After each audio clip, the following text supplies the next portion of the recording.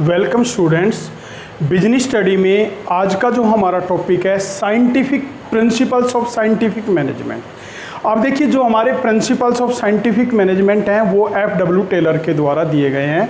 F.W.. Taylor ने जो management की डेफिनेशन है उसमें बताया है, management is art of knowing what you want to do and then seeing that they do it in best and cheapest वे।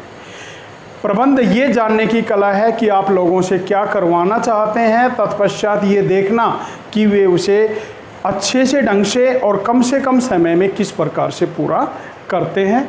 तो ये डेफिनेशन जो दी है एफ.डब्ल्यू. टेलर ने दी है साइंटिफिक मैनेजमेंट में।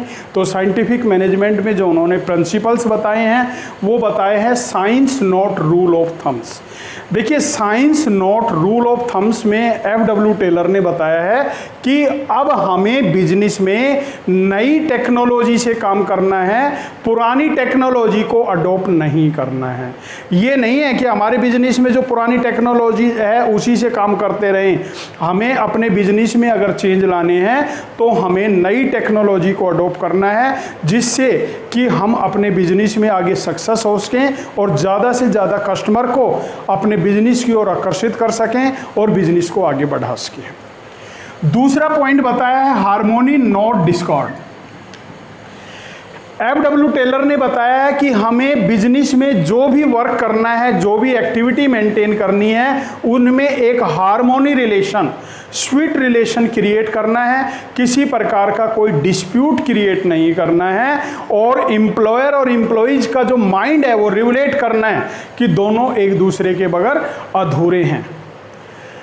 Cooperation not individual. तीसरे पॉइंट में एफ.डब्ल्यू. टेलर ने बताया है कि जो भी वर्क है एम्प्लॉयर और एम्प्लॉइज के द्वारा, वर्कर्स के द्वारा एक कोऑपरेशन की भावना से होना चाहिए, एक इंडिविजुअल, एक अपनेपन की भावना से होना चाहिए, एक अकेलेपन की भावना से नहीं होना चाहिए। अगर कोई भी वर्क अकेलेपन की भावना से होता है तो वो कभी सक्सेस नहीं होता। इसलिए हमें सहयोग की भावना से सभी को मिलकर उस वर्क को पूरा करने के लिए तैयार रहना चाहिए, जिससे कि हम अपने बिजनेस को सक्सेसफुल बना सकें। Development of each and every person to his or her great efficiency and prosperity. इसमें एफ.डब्ल्यू. टेलर ने क्या बताया है कि जो भी एक्टिविटी हमें मेंटेन करनी है बिजनेस में, उसमें इस प्रकार की सिचुएशंस क्रिएट करनी है कि सभी के विकास को साथ लेकर चलना है, सभी व्यक्तियों को साथ लेकर चलना है, सभी के विकास को साथ लेकर चलना है, जिससे कि उनकी एफिशिएंसी को बढ़ाया जा सके और बिजनेस में प्रॉस्पेरिटी जो है वो क्रिएट कर सके। तो उसके लिए हमें जो अपने वर्कर्स हैं उनके लिए प्रॉपर ट्रेनिंग का अरेंजमेंट करना है और उनको जो वर्क है उनकी एबिलिटी के अकॉर्डिंग अलॉट करना है, जिससे कि बार बार जब वो उस वर्क को करेंगे तो वो उसके स्पेशलिस्ट हो जाएंगे और विदाउट एनी हिंड्रेंस और without any wastage of material और टाइम वो उस वर्क को पूरा करेंगे। तो ये थे इसके principles of scientific management by F W. Taylor. अब एफ.डब्ल्यू. टेलर ने जो टेक्निक्स बताई हैं, तो टेक्निक्स में सबसे पहला पॉइंट है फंक्शनल फोरमैनशिप। फंक्शनल फोरमैनशिप में 8 जो पॉइंट हैं प्लानिंग डिपार्टमेंट और प्रोडक्शन डिपार्टमेंट में एफ.डब्ल्यू. टेलर ने बताए हैं। तो प्लानिंग डिपार्टमेंट में रूट क्लर्क क्या होता है? रूट क्लर्क कौन होता है?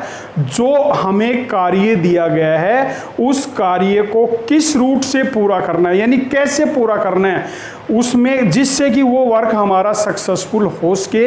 ये रूट क्लर्क का कार्य होता है कि वो अपने सबॉर्डिनेट्स को, अपने एम्प्लॉयज को बताता है कि उन्हें उस कार्य को पूरा करने के लिए कौन कौन से जो स्टेप हैं वो इन्वॉल्व करने हैं। इंस्ट्रक्शन कार्ड क्लर्क का काम क्या होता है? वर्क के बारे में जो एम्प्लॉयज को वर्क हैंडओवर किया गया है, जो वर्कर्स को वर्क हैंडओवर किया गया है, उनको इंस्ट्रक्शन प्रोवाइड की जाती है कि इस काम को किस प्रकार से करना है। टाइम एंड कॉस्ट क्लर्क क्या होता है? उस वर्क में कितना टाइम इन्वॉल्व होगा और जो हमारा प्रोडक्ट होगा उसकी कॉस्ट क्या आएगी उसके बारे में वो एस्टीमेट लगाता है। डिसिप्लिन ऑफिसर कौन होता है? जो डिसिप्लिन मेंटेन करता है, क्योंकि किसी भी एक्टिविटी में अगर हम डिसिप्लिन मैनर में काम करेंगे तो इजीली सक्सेस हो जाएंगे, और यदि डिसिप्लिन मैनर में नहीं है तो हम उसमें सक्सेस नहीं हो सकते हैं। तो डिसिप्लिन ऑफिसर का काम क्या है? केवल डिसिप्लिन मेंटेन करना। इसके बाद प्रोडक्शन डिपार्टमेंट में गैंग बॉस होता है। देखिए, अब जो भी वर्क है ना, वो अलग अलग डिपार्टमेंट बनाए गए, अलग अलग वर्कर्स का ग्रुप बनाया जाता है, और उन ग्रुप का एक हेड बनाया जाता है, लीडर बनाया जाता है, जो उनको टाइमली ऑब्जर्व करता है। तो वो कौन होता है? गैंग बॉस होता है। स्पीड बॉस, स्पीड बॉस का काम क्या होता है कि वो ये चेकआउट करता है कि जो हमारा वर्क है उसको किस स्पीड की रिक्वायरमेंट है, यानी हमें जो वर्क है उसको किस स्पीड से करना है, जिससे कि minimum cost per maximum achievement हम ले सकें। और रिपेयर बॉस, जब हम अपनी मशीनरी को बार बार यूटिलाइज करते हैं तो उसमें कुछ रिपेयर की रिक्वायरमेंट होती है, तो रिपेयर बॉस का काम क्या होता है? वो उनको चेकआउट करता है, और किसी भी मशीनरी प्लांट वगैरह में कोई रिपेयर की रिक्वायरमेंट है तो वो उनको टाइमली रिपेयर करवाता है। अब इंस्पेक्टर जो होता है उसका काम क्या होता है? जो आपने गुड्स का प्रोडक्शन किया है, क्या वो क्वालिटी के अकॉर्डिंग है? प्रोडक्ट क्वालिटी को उसमें चेकआउट किया जाता है इसके द्वारा। जो वर्कर्स का वर्क है उनको चेकआउट किया जाता है, प्रोडक्ट की क्वालिटी को चेकआउट किया जाता है, जिससे कि हम अपने बिजनेस की इमेज मेंटेन कर सकें। तो ये इंस्पेक्टर का काम होता है। इसके बाद दूसरा पॉइंट आता है स्टैंडर्डाइजेशन। अब देखिए, स्टैंडर्डाइजेशन ऑफ वर्क, काम का स्टैंडर्ड फिक्स करना, स्टैंडर्ड सेट फिक्स करना। मान लीजिए आपने अपने एम्प्लॉयज को, अपने वर्कर्स को वर्क दिया कि आपने 8 चेयर बनानी है। कितने टाइम में 8 चेयर तैयार करनी है? 5 घंटे में, 6 घंटे में, 10 घंटे में 8 चेयर तैयार होनी चाहिए। तो वो जो स्टैंडर्ड है वो फिक्स किया जाता है। Simplification of work. अब देखिए, किसी भी काम को करने के कई तरीके होते हैं, तो उसमें कुछ unnecessary type of work involve होते हैं जो हमारे वर्क में डिले कर देते हैं। तो उन अननेसेसरी जो टाइप ऑफ वर्क है उसको किस प्रकार रिमूव किया जा सकता है, और वर्क करने का जो मेथड है किस प्रकार से सिंपल बनाया जा सकता है, वो सिंप्लीफिकेशन में आता है। Method study. अब देखिए, किसी भी काम को करने के कई मेथड्स हो गए, उनमें से अलग अलग मेथड्स का इवोल्यूशन किया जाता है, और बेस्ट अल्टरनेट्स, सबसे बेस्ट मेथड कौन सा है उसका सिलेक्शन किया जाता है, जिससे कि minimum cost per maximum achievement possible हो सके। मोशन स्टडी में क्या आता है?